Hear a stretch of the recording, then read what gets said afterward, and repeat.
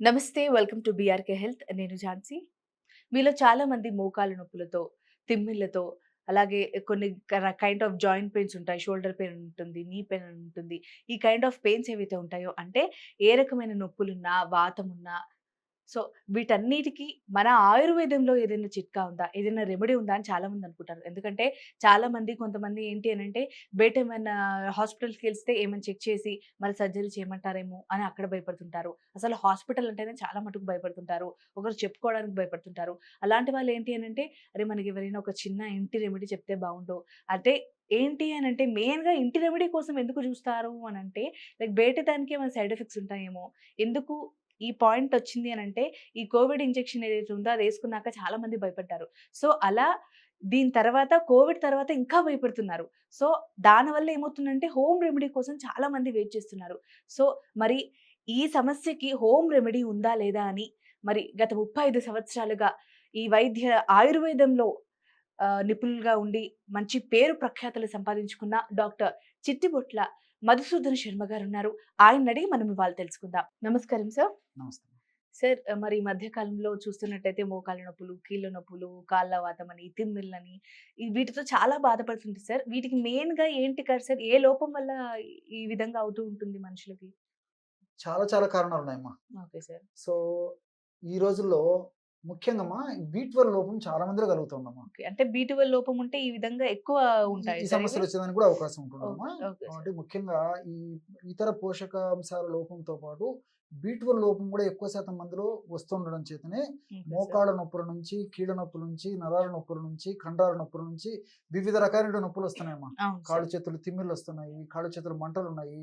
అదేవిధంగా కాళ్ళు, చేతులు మొద్దుబారినట్లు అనిపించడము, అవును సార్. విపరీతమైన నీరసం ఉండడము, నిస్త్రాణ ఉండడము, ఏ పని మీద ఆసక్తి లేకపోవడము, అదేవిధంగా కొంతమందికి మెదడుకు సంబంధించినటువంటి సమస్యలు అంటే జ్ఞాపకశక్తి తగ్గుతున్నట్టుండడము, ఏకాగ్రత లోపించడము, ఈ విధంగా అంతుబట్టిన చిక్కని నీరసం కూడా కలుగుతుందమ్మా. చాలా మందికి తెలీదు సార్. వాళ్ళేదో నాకేదో ప్రాబ్లమ్ వచ్చింది, నాకేదో స్ట్రెస్ వచ్చింది, లేకపోతే నేనిలా చేయలేకపోతున్నాను, వర్క్ వల్ల వచ్చిందని అనుకుంటారు గానీ, వాళ్ళ బాడీలో ఇలా బి12 కాంప్లెక్స్ అనే లోపం ఉంటుందని వాళ్ళకి కూడా తెలియదు సార్ అసలు. ఎగ్జాక్ట్‌లీ అమ్మా. కరెక్టే సో, సార్. ఇక్కడ ఏం జరుగుతుందంటేమ్మా, సర్వసాధారణంగా బీ12 లోపము శాకాహారులకొస్తుందని చెప్పేసి ఒక అభిప్రాయం ఉందమ్మా. ఓహ్! కానీ ఓకే సార్. మా యొక్క ప్రాక్టీస్‌లో మేము గమనించిందేంటంటే, వెజిటేరియన్స్‌లో, నాన్ వెజిటేరియన్స్‌లో ఇద్దరిలో బీ12 లోపం వస్తోందమ్మా. Okay so, sir. దీనికోసం అని చెప్పేసి అందులో మిగతా క విటమిన్స్ కాస్ట్‌తో పోల్చుకుంటే బీ12 కాస్ట్ ఎక్కువుందమ్మా. Okay sir. సో, టాబ్లెట్స్ పరంగా తీసుకున్నా, లేకపోతే ఏదన్నా కొంచెం ఇంజెక్షన్స్ పరంగా తీసుకున్నా ఖరీదెక్కువ, సామాన్య మానవునికి అందుబాటులో లేకపోవడంతో ఓకే సార్. ఉందమ్మా. Okay so, sir. ఈ నేపథ్యంలో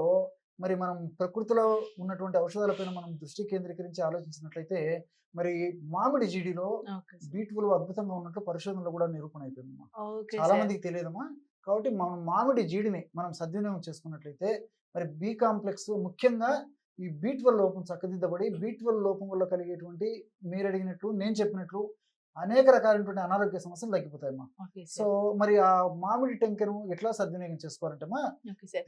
మరి ఆ మామిడి జీడి అని అంటారు సార్. కొంతమంది ఏంటంటే జీడి ముట్టుకుంటే దురదలు అలా వస్తాయేమో అని భయపడతారు సార్ మరి. అది సేఫే అంటారా సార్ మరి? 100లో దాదాపు 90% మందిలో జనరల్‌గా రావమ్మా. Okay sir. ఎవరికన్నా కొద్ది శాతం మందిలో అలాంటివి వచ్చినటువంటి వాళ్ళైతే వాళ్ళకి పడదని చెప్పేసి వదిలేసేయాలమ్మా. Okay sir. జనరల్‌గా రాదమ్మా. Okay sir. సో, దీనికేంటి ఏం కావాలి పదార్థాలు కావాలంటేమ్మా, మామిడి జీడి, మామిడి జీడి. పాలు, ఓకే సార్. మామిడి జీడమ్మా. Okay sir. సో, మామిడి జీడి గూడా మనకు ఎన్ సీజన్‌లో అయితే ఈ విధంగా ఓకే సార్. పచ్చి మామిడి జీడిని మనం సేకరించుకొని, ఓకే. ఆ మామిడి జీడిని కట్ చేయడం వల్ల లోపల ఇలాంటిదొస్తుందమ్మా. Okay sir. ఈ జీడి. ఇదంతా తీసేయాలమ్మా. ఓకే. ఇదంతా తీసేస్తే ఈ బ్లాక్ ఏదైతే ఉందో దీని అదంతా చుట్టూ దాన్ని తొలగించేసేయాలమ్మా. తొలగించేసేయాలి. తొలగించేసేసి ఓకే ఈ సార్. విధంగా జీడమ్మా, లోపల ఉన్నటువంటి జీడి మనకు అవసరమైతుందన్నమాట. ఓకే ఇందులో సార్. బీ12 ఉంటుంది.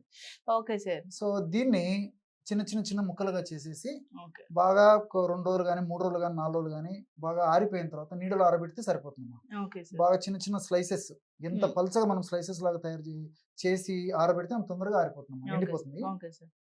దాన్ని పౌడర్ చేసి పెట్టుకోవాలమ్మా. Okay sir. అలాగ తయారు చేసుకున్న పౌడర్ ఇలా ఉంటుందమ్మా. Okay sir.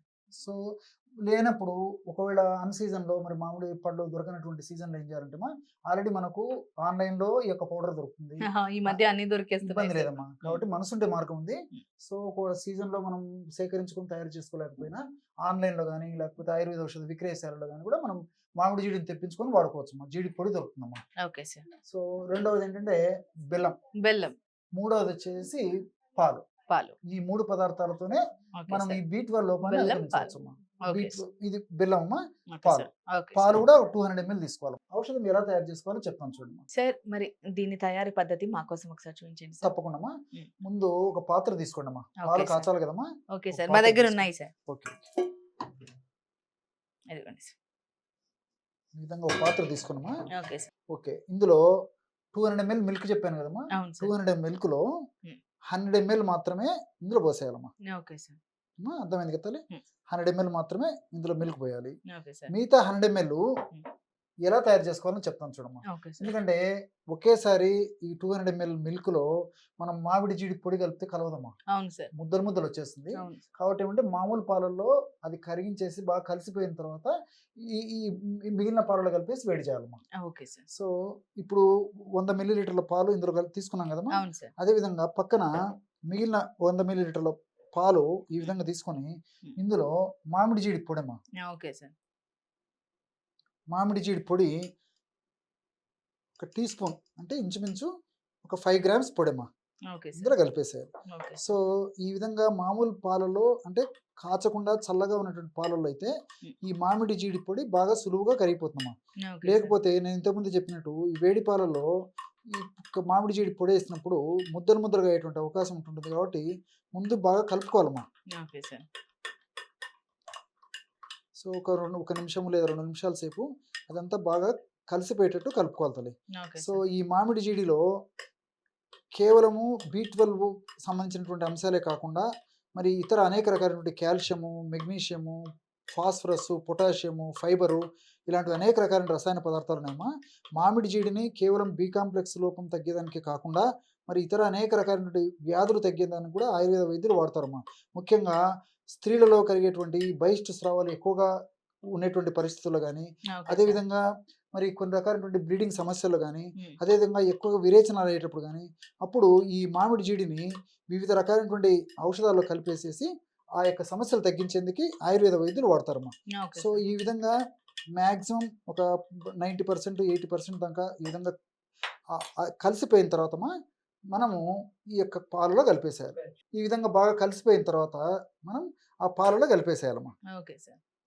కలిపేసేసి తర్వాత ఒక టీ స్పూను లేదా ఒక అర టీ స్పూన్ అయినా పర్లేదమ్మా ఓకే సార్. బెల్లం పొడి.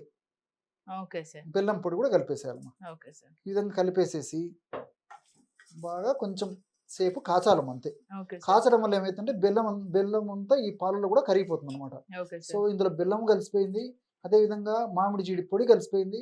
ఓకే ఈ సార్. విధంగా బ్రహ్మాండమైనటువంటి ఈ బి12 లోపాన్ని తగ్గించేటువంటి ఔషధం రెడీ అయిపోయిందమ్మా. ఓకే ఈ సార్. విధంగా తయారైపోతుందమ్మా. ఓకే. ఓకే చూసారు సార్. కదమ్మా! ఓకే ఈ సార్. విధంగా తయారైనటువంటి ఔషధాన్నమ్మా హ్మ్. నీట్‌గా ఈ విధంగా ఒక గ్లాస్‌లో పోసేసుకొని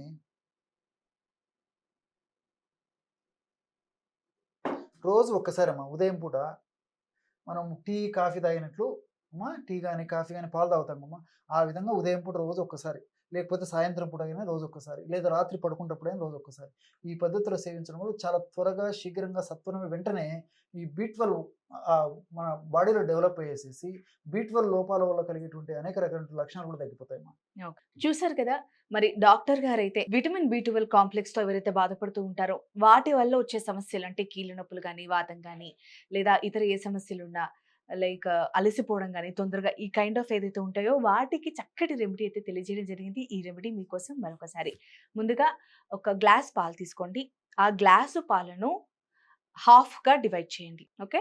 దాని తర్వాత మామిడికాయలైతే తింటారో, ఆ మామిడికాయలో టెంక ఉంటుంది గదా! ఆ టెంకలో జీడి ఉంటుందన్నమాట. మామిడి జీడి ఉంటుంది. దాన్ని మంచిగా అంటే ఫస్ట్ టెంకల్ని మీరు ఎండబెట్టండి. ఎండబెట్టిన తర్వాత జీడి గింజలనేవి మీకు దొరుకుతాయి. అది శుభ్రంగా ఉన్న వాటిని మాత్రం తీసుకొని ముక్కలుగా కట్ చేసి దాన్ని కూడా ఎండబెట్టండి. ఎండబెట్టిన తర్వాత దాన్ని పొడిగా చేసుకొని పక్కన పెట్టుకోండి. ఆ తర్వాత కొంచెం బెల్లం పొడి దొరుకుతుంది. లేదా బెల్లం గడ్డ గనుక మీకు దొరికినట్టయితే దాన్ని పొడిగా చేసుకోండి.